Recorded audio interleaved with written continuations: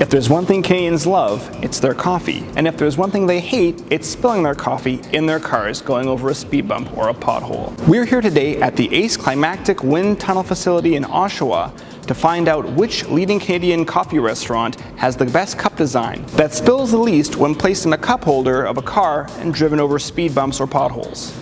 To make sure we're doing this very important test in a very scientific and repeatable way, we're doing it here at Ace's 4-post shaker. So this is our 4-post test chamber.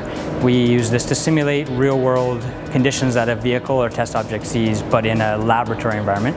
So in this case, we're doing some potholes, we're doing some speed bumps, about 4-inch potholes, 4-inch speed bumps, and we're doing a rough road profile that would be a relatively rough road in the real world.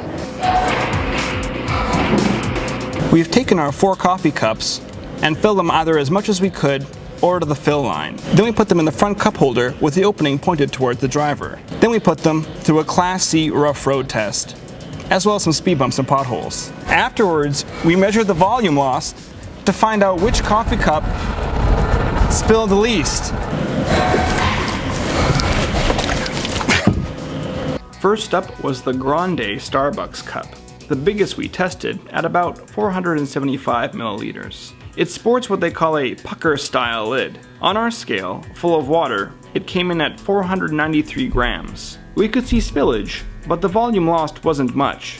The weight after testing measured 492 grams, a 0.2% difference. The second cup was Second Cups, a 450 milliliter medium, also with a pucker lid.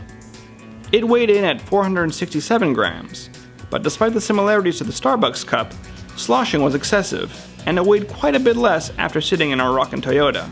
5 grams lighter works out to a 1% plus loss.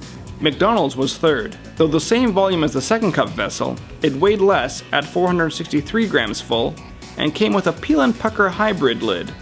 A small square tab peels back to make an aperture above the lip of the cup. Did it work? Heck yeah!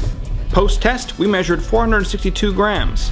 Again a loss of 0.2%. We saved the Tim Hortons cup for last. The medium held a scant 375 milliliters and weighed in at 419 grams. The lid was an old school peel and lock, so we peeled and locked it, then popped it and the cup into the Corolla's cup holder. At the other end of the test, it weighed 415 grams, a difference of 1%, barely better than Second Cups.